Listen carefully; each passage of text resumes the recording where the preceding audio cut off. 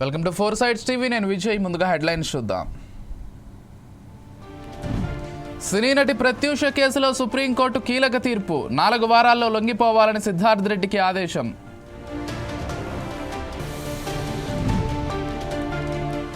క్యాతన్పల్లిలో high tension. BRS Congress కార్యకర్తల మధ్య ఘర్షణ, చెదరగొట్టిన పోలీసులు.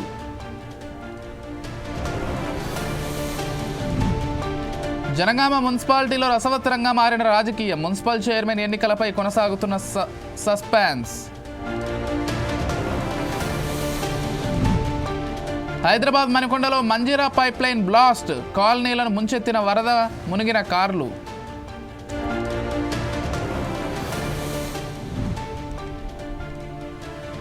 అన్నమయ్య జిల్లాలో దారుణం. బాలికను హత్య చేసి డ్రమ్ములో పెట్టిన నిందితుడు.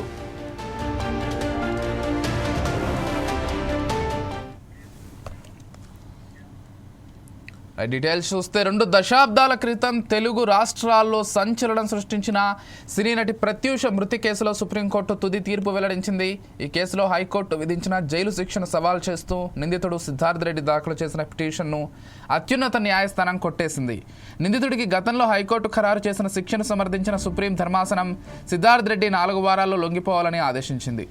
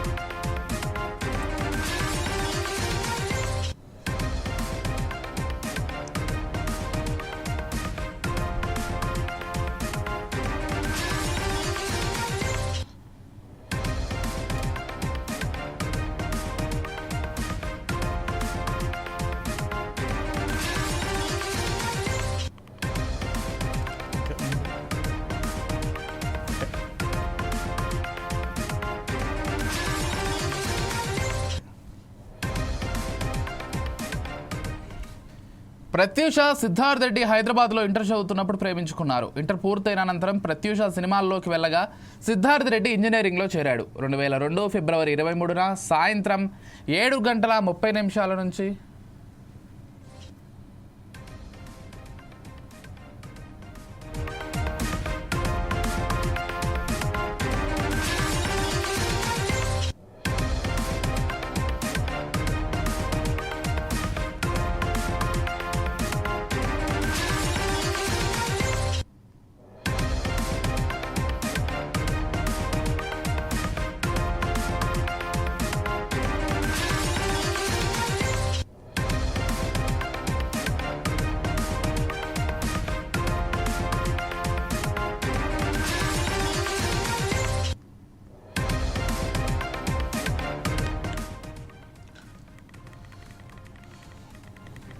ప్రత్యూష, సిద్ధార్థ్ రెడ్డి హైదరాబాద్లో ఇంటర్ చదువుతున్నప్పుడు ప్రేమించుకున్నారు. ఇంటర్ పూర్తయిన అనంతరం ప్రత్యూష సినిమాల్లోకి వెళ్ళగా సిద్ధార్థ్ రెడ్డి ఇంజనీరింగ్లో చేరాడు. 2002 ఫిబ్రవరి 23న సాయంత్రం 7:30 8 గంటల మధ్య ఇద్దరు విషం తాగిన పరిస్థితిలో ఓ ప్రైవేట్ ఆసుపత్రిలో చేరారు. ప్రత్యూష 24న చనిపోయారు. చికిత్స అనంతరం మార్చి 9న సిద్ధార్థ్ రెడ్డి డిశ్చార్జ్ అయ్యారు.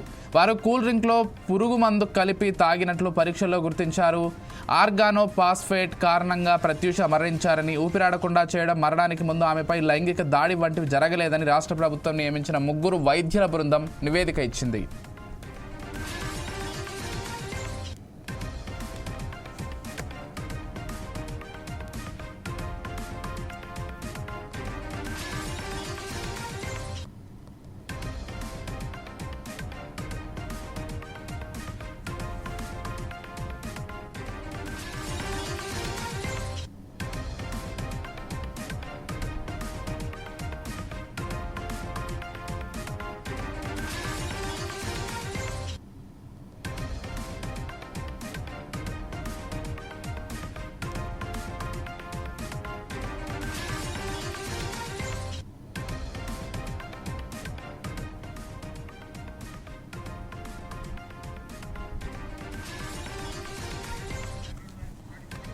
అయితే దీని ఆధారంగా దర్యాప్తు జరిగిన సిబిఐ నిందితుడిపై పలు సెక్షన్ల కింద ఛార్జ్షీట్ దాఖలు చేసింది. నిందితుడు సిద్ధార్థ్ రెడ్డికి హైదరాబాద్ మెట్రోపాలిటన్ సెషన్స్ జడ్జి 5 ఏళ్ల కఠిన కారాగార శిక్ష, 5,000 జరిమానా విధిస్తూ 2004 ఫిబ్రవరి 23న తీర్పు చెప్పారు. దీనిపై సిద్ధార్థ్ రెడ్డి హైకోర్టును ఆశ్రయించగా జైలు శిక్షను 2 ఏళ్లకు తగ్గిస్తూ జరిమానాను 50,000కు పెంచుతూ 2011 డిసెంబర్ 28న తీర్పు వెలువరించింది.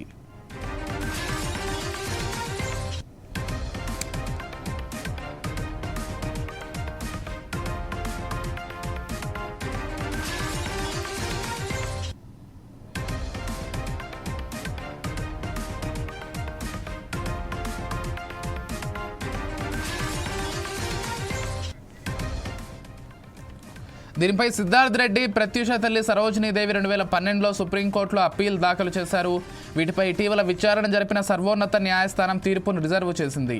తాజాగా సిద్ధార్థ్ రెడ్డి లొంగిపోవాలంటూ తీర్పు వెలువరించింది.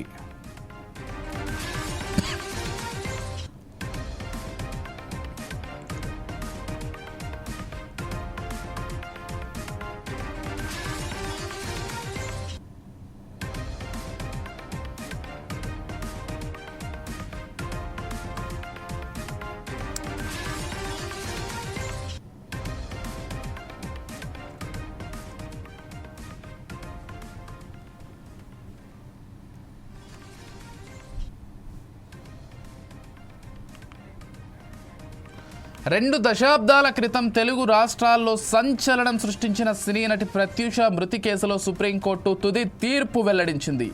ఈ కేసులో హైకోర్టు విధించిన జైలు శిక్షను సవాల్ చేస్తూ నిందితుడు సిద్ధార్థ్ రెడ్డి దాఖలు చేసిన పిటిషన్ను అత్యున్నత న్యాయస్థానం కొట్టేసింది. నిందితుడికి గతంలో హైకోర్టు ఖరారు చేసిన శిక్షను సమర్థించిన సుప్రీం ధర్మాసనం సిద్ధార్థ్ రెడ్డి 4 వారాల్లో లొంగిపోవాలని ఆదేశించింది. ప్రత్యూష, సిద్ధార్థ్ రెడ్డి హైదరాబాద్లో ఇంటర్ చదువుతున్నప్పుడు ప్రేమించుకున్నారు. ఇంటర్ పూర్తయిన అనంతరం ప్రత్యూష సినిమాల్లోకి వెళ్ళగా సిద్ధార్థ్ రెడ్డి ఇంజనీరింగ్లో చేరాడు. 2002 ఫిబ్రవరి 23న సాయంత్రం 7:30 నుంచి 8 గంటల మధ్య ఇద్దరు విషం తాగిన పరిస్థితిలో ఓ ప్రైవేటు ఆసుపత్రిలో చేరారు. ప్రత్యూష 24న చనిపోయారు. చికిత్స అనంతరం మార్చి 9న సిద్ధార్థ్ రెడ్డి డిశ్చార్జ్ అయ్యారు. వారు కూల్ డ్రింక్లో పురుగుల మందు కలిపి తాగినట్లు పరీక్షల్లో గుర్తించారు. ఆర్గానో ఫాస్ఫేట్ కారణంగా ప్రత్యూష మరణించిందని, ఊపిరాడకుండా చేయడం, మరణానికి ముందు ఆమెపై లైంగిక దాడి వంటివి జరగలేదని రాష్ట్ర ప్రభుత్వం నియమించిన 3 వైద్యుల బృందం నివేదిక ఇచ్చింది.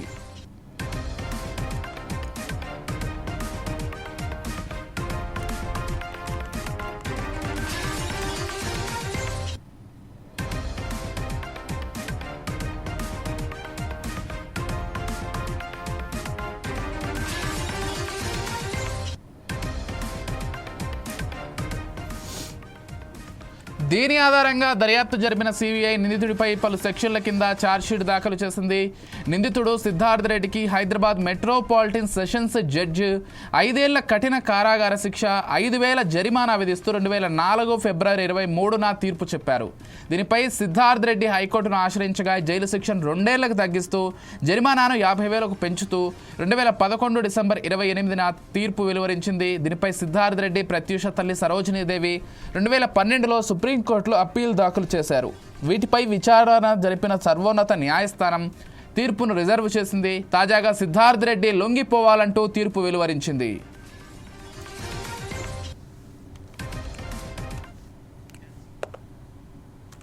జనగామ మున్సిపాలిటీలో రాజకీయం రసవత్తరంగా మారింది. జనగామలో మొత్తం 30 వార్డులు ఉండగా కాంగ్రెస్ 12, బీఆర్ఎస్ 13, సిపిఎం 1, ఇండిపెండెన్స్ 4 గెలుచుకున్నారు. అయితే ఇందులో 2 ఇండిపెండెన్స్ బీఆర్ఎస్కు మద్దతు ప్రకటించగా మరో 2 కాంగ్రెస్కు మద్దతు ప్రకటించారు. మరోపక్క బీఆర్ఎస్ కాంగ్రెస్కు చెరో ఎక్స్ అఫీషియో ఓటు ఉండడంతో ఫలితం ఇంకా సస్పెన్స్గా మారింది.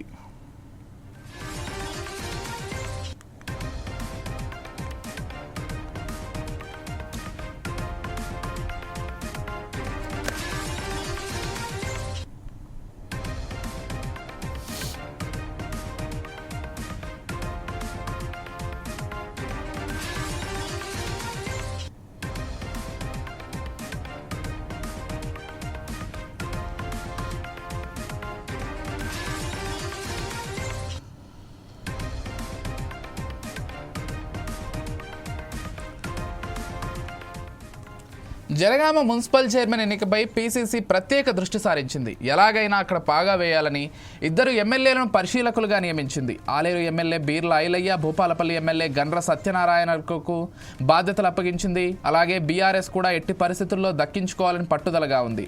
ఇక ఎమ్మెల్సీ పోచంపల్లి శ్రీనివాసరెడ్డి, బండ ప్రకాష్ ఎన్నికల ఇన్ఛార్జీలుగా నియమించింది.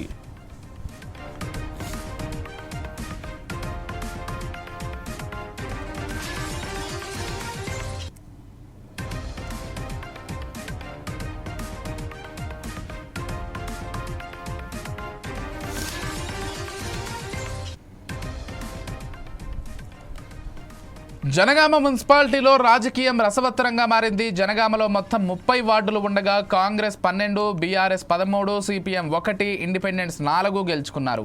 అయితే ఇందులో ఇద్దరు ఇండిపెండెన్స్ బీఆర్ఎస్కు మద్దతు ప్రకటించారుగా మరో ఇద్దరు కాంగ్రెస్కు మద్దతు ప్రకటించారు. మరోపక్క బీఆర్ఎస్ కాంగ్రెస్కు చెరో ఎక్స్ అఫీషియో ఓటు ఉండడంతో ఫలితం ఇంకా సస్పెన్స్గా మారింది. జనగామ మున్సిపల్ చైర్మన్ ఎన్నికపై పీసీసీ ప్రత్యేక దృష్టి సారించింది. ఎలాగైనా అక్కడ పాగా వేయాలని ఇద్దరు ఎమ్మెల్యేలను పరిశీలకులుగా నియమించింది. ఆలేరు ఎమ్మెల్యే బీర్ల ఐలయ్య, భూపాలపల్లి ఎమ్మెల్యే గండ్ర సత్యనారాయణలకు బాధ్యతలు అప్పగించింది. అలాగే బీఆర్ఎస్ కూడా ఎట్టి పరిస్థితుల్లో దక్కించుకోవాలని పట్టుదలగా ఉంది. ఎమ్మెల్యే పోచంపల్లి శ్రీనివాసరెడ్డి, బండ ప్రకాష్ ఎన్నికల ఇన్ఛార్జీలుగా నియమించింది.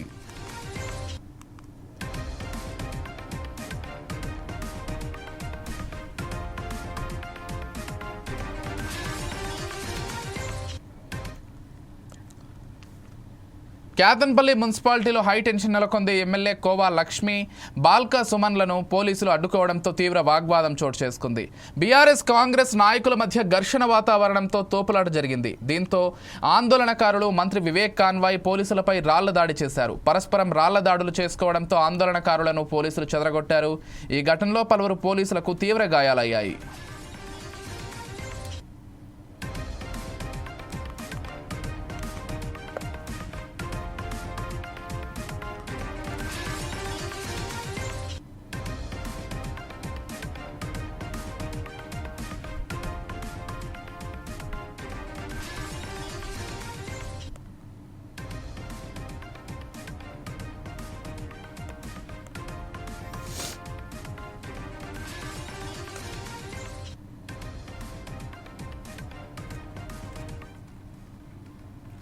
కేతన్పల్లి మున్సిపాలిటీలో హై టెన్షన్ నెలకొంది. ఎమ్మెల్యే కోవా లక్ష్మి, బాల్క సుమన్ను పోలీసులు అడ్డుకోవడంతో తీవ్ర వాగ్వాదం చోటు చేసుకుంది. బీఆర్ఎస్ కాంగ్రెస్ నాయకుల మధ్య ఘర్షణ వాతావరణంలో తోపులాట జరిగింది. దీంతో ఆందోళనకారులు మంత్రి వివేక్ కాన్వాయ్ పోలీసులపై రాళ్ల దాడి చేశారు. పరస్పరం రాళ్ల దాడులు చేసుకోవడంతో ఆందోళనకారులను పోలీసులు చెదరగొట్టారు. ఈ ఘటనలో పలువురు పోలీసులకు తీవ్ర గాయాలయ్యాయి.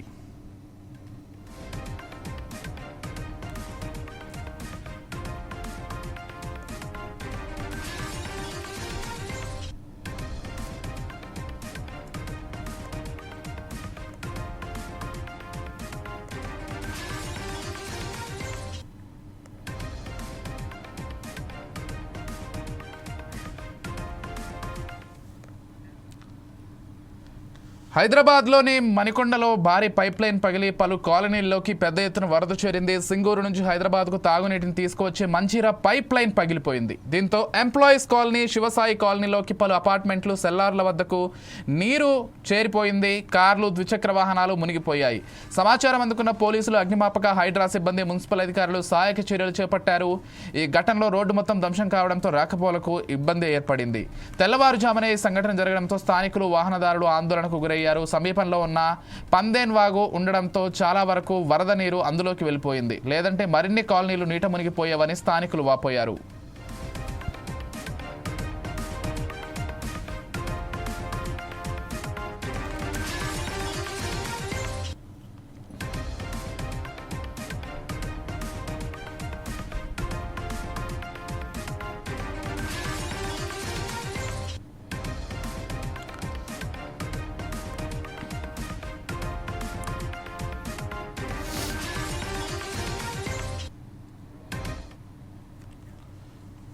పాపం అభం శుభం తెలియని చిన్నారి ఆడుకోవాల్సిన వయసులో ఇలా అతి దారుణంగా హతమార్చడం కలకలం రేపింది. ఆడుకునే చిన్నారి కనిపించడం లేదని తల్లిదండ్రులు వెతికితే చివరికి ఇలా ప్రాణాలతో లేకుండా కనిపించింది. అది చూసిన తల్లిదండ్రుల రోదనలకు అవధులే లేవు. ఈ దారుణమైన ఘటన ఏపీలో సంచలనం సృష్టించింది. నిన్న అదృశ్యమైన 7 ఏళ్ల బాలిక కథ నేడు విషాదాంతంగా ముగిసింది. బాలిక దారుణ హత్యకు గురైంది. ఈ ఘటన అన్నమయ్య జిల్లా మదనపల్లికి చెందిన నీరుగుట్టవారిపల్లిలో చోటు చేసుకుంది. దీంతో స్థానికులు ఒక్కసారిగా ఉలిక్కిపడ్డారు. మదనపల్లిలోని నీరుగట్టువారిపల్లిలో గోపీనాథ్ అనే వ్యక్తి కుటుంబంతో సహా జీవనం సాగిస్తున్నాడు. ఇతడు చేనేత కార్మికుడు. ఇతని కుమార్తె రిషికా ప్రియ ఆడుకుంటూ మాయమైపోయింది. దీంతో బాలిక కనిపించడం లేదని తల్లిదండ్రులు చుట్టుపక్కల ప్రాంతాల్లో వెతికారు. అయినా చిన్నారి కనిపించలేదు. దీంతో ఎదురింటి వ్యక్తి కులవర్ధన్ పై అనుమానం వచ్చి ఆ ఇంట్లోకి వెళ్లి వెతకగా బాలిక మృతదేహం లభించింది. ఆ వ్యక్తి బాలికను అతి కిరాతకంగా హత్య చేసి హతమార్చాడు. ఆపై మృతదేహాన్ని ఎవరికీ కనిపించకుండా నీటి డ్రమ్ములో కుక్కేశాడు.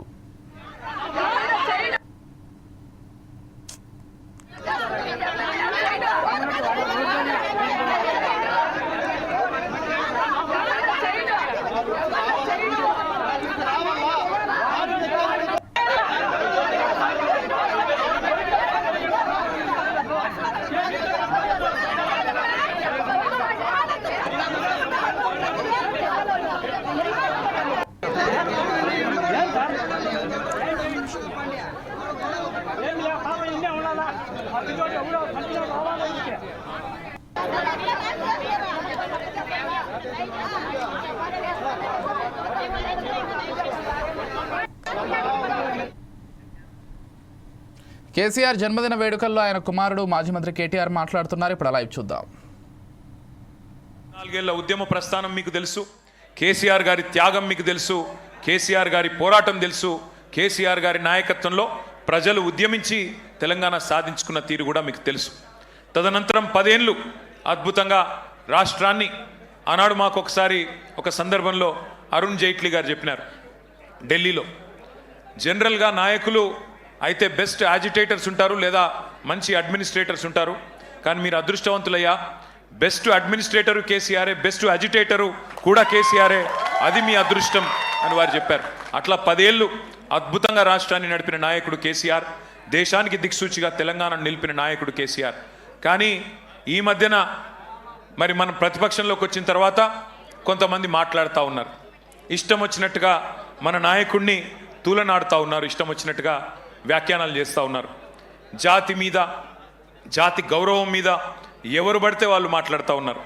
నేను వారికి అందరికీ ఒకటే చెప్తా ఉన్నా, తెలంగాణ మట్టితో మమేకమైన వాడికి, తెలంగాణ మట్టితో మమేకమైన వాడికి, ఉద్యమాల ఉగ్గుపాలు తాగిన వాడికి, ఆత్మగౌరవ పోరాటంలో కలిసి అడుగు నడిచిన వాళ్ళకి మాత్రమే జాతి అంటే ఏంటో తెలుస్తుంది, జాతి గౌరవం అంటే ఏంటో తెలుస్తుంది. సకల జనులు స్వరాష్ట్ర సమరంలో తెగించి కొట్లాడుతున్నప్పుడు, ప్రాణాలకు తెగించి మన నాయకుడు నిరాహార దీక్ష చేస్తున్నప్పుడు, సమైక్యాంధ్రవాదుల సంచులు మోసే సన్నాసులకు జాతి తెలియదు, నీతి తెలియదు, గుర్తుపెట్టుకో. లాఠీ దెబ్బలు తిన్నోళ్లకు, జైళ్లకు పోయినోళ్లకు, తుపాకులకు ఎదురుబడి నిలబడ్డోళ్లకు జాతి అంటే, జాతి అస్తిత్వం అంటే ఏంటో తెలుసు. ఉద్యమకారుల మీదికి తుపాకులు తీసుకొని ఆ రోజు దాడికి వెళ్ళిన ద్రోహులకు జాతి నిర్వచనం ఎట్లా తెలుస్తుంది? రక్తంలో పౌరుషం ఉంటే, డిఎన్ఏలో ఉద్యమం ఉంటే, ఆత్మాభిమానం అనేది ఎక్కడన్నా నీ శరీరంలో ఉంటే నీకు జాతి అంటే ఏందో, జాతి చరిత్ర అంటే ఏందో తెలుస్తుంది. కానీ జై తెలంగాణ నినాదం ఇయ్యడానికే భయపడేటోళ్లకు, కిరాయి సర్కార్కు, తెలంగాణ సోయిలేని సన్నాసులకు జాతి విలువ ఎన్నటికీ తెలియదు. అడుగుతున్నారు కొంతమంది, ఏ జాతికి నువ్వు జాతి పిత, ఏ జాతి అని మాట్లాడుతున్నారు. వాడికి నేను చెప్తా ఉన్నా, ఏ జాతి అనే అవాకులు చెవాకులు పేలుతున్న అల్పుడికి, అల్పులకు చెప్తా ఉన్నా, రాజ్యతంత్రం నడిపిన రాణి రుద్రమ్మ జాతి మాది. జల్ జంగల్ జమీన్, జల్ జంగల్ జమీన్ అని కొట్లాడిన కొమురం భీముడి జాతి మాది. అస్తిత్వం కోసం అమరులైన సమ్మక్క సారలమ్మల జాతి మాది.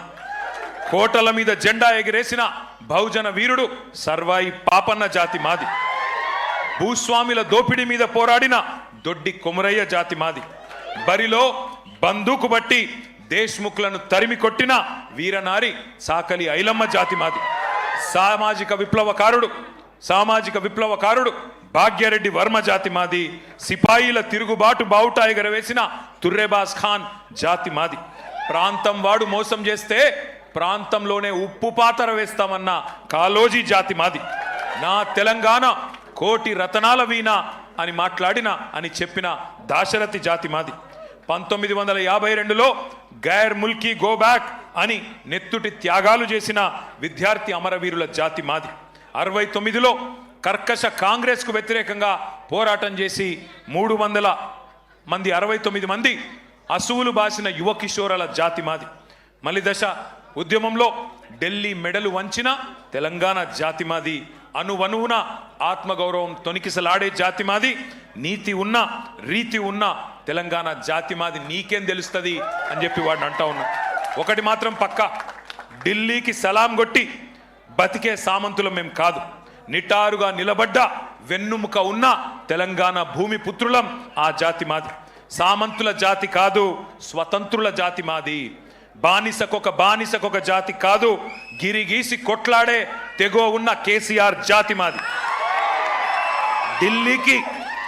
ఢిల్లీకి ఇస్తే ఎగిరే కీలుబొమ్మల జాతి కాదు మాది.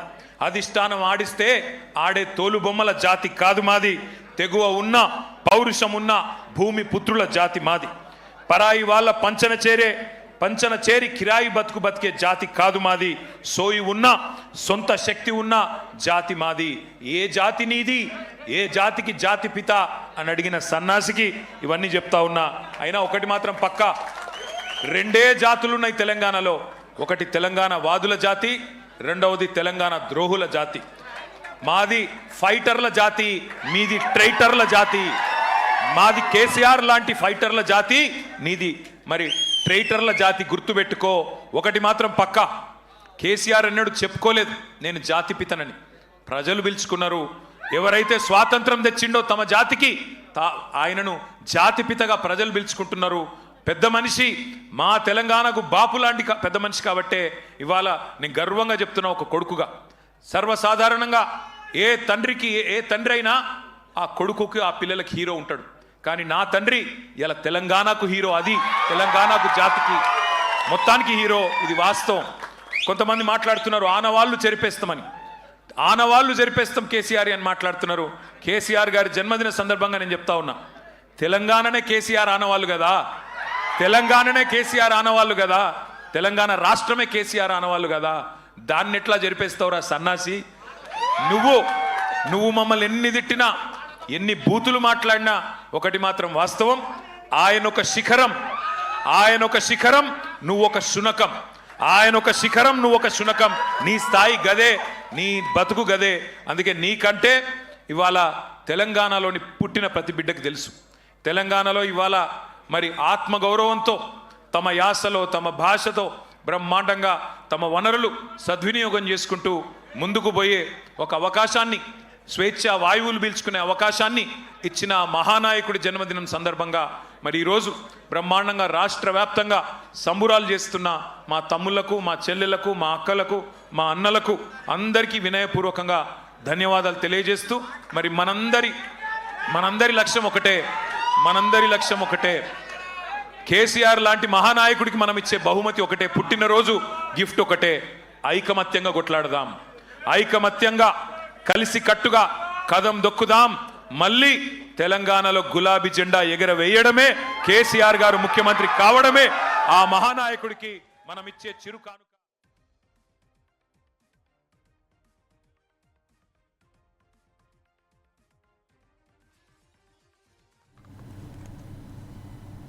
ఇక మరిన్ని డీటెయిల్స్ చూస్తే రాష్ట్ర రాజకీయాలు ఆసక్తికర పరిణామం చోటు చేసుకుంది. తెలంగాణ మాజీ సీఎం ప్రధాన ప్రతిపక్ష నేత కేసీఆర్ పుట్టినరోజు సందర్భంగా CM Revanth Reddy social media వేదికగా స్పెషల్ విషెస్ చెప్పారు.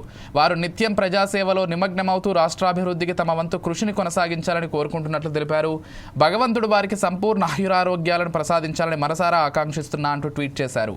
మరోవైపు కేసీఆర్ జన్మదినం సందర్భంగా రాష్ట్ర వ్యాప్తంగా గులాబీ శ్రేణుల్లో పండుగ వాతావరణం నెలకొంది.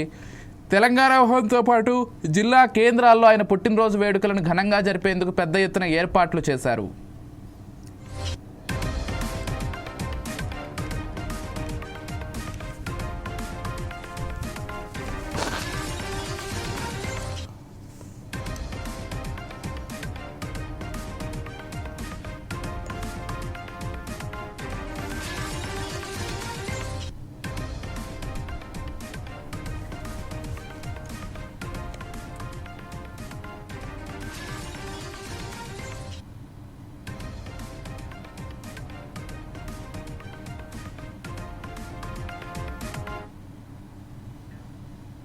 మహబూబాబాద్ జిల్లా తొర్రూరులో రాజకీయ వాతావరణం ఒక్కసారిగా వేడెక్కింది. మున్సిపల్ చైర్మన్, వైస్ చైర్మన్ ఎన్నికల నేపథ్యంలో ముందస్తు జాగ్రత్తగా మాజీ మంత్రి బీఆర్ఎస్ ఎమ్మెల్సీ సత్యవతి రాథోడ్ను మరియు మధుసూదనాచారిని పోలీసులు గృహ నిర్బంధం చేశారు. తొర్రూరు చైర్మన్, వైస్ చైర్మన్ ఎన్నిక సందర్భంగా బీఆర్ఎస్ పార్టీ తరఫున ఇన్ఛార్జిగా పార్టీ వర్కింగ్ ప్రెసిడెంట్ కేటీఆర్ గారు మధుసూదనాచారిని నియమించిన నేపథ్యంలో పోలీసులు హౌస్ అరెస్ట్ చేశారు. ఈ క్రమంలోనే మున్సిపల్ చైర్మన్ ఎన్నికకు వెళ్లకుండా ఇన్ఛార్జీలు మధుసూదనాచారి, సత్యవతి రాథోడ్ను పోలీసులు అడ్డుకున్నారు. తొర్రూరు వెళ్లకుండా మహబూబాబాద్లోని సత్యవతి రాథోడ్ను హౌస్ అరెస్ట్ చేశారు. ఇక మధుసూదనాచారి అమరావతి నగర్లోని తులసి బార్ ఎదురుగా ఉన్న శాంతినికేతన్ అపార్ట్మెంట్లో సుబేదారి పోలీసులు హౌస్ అరెస్ట్ చేశారు.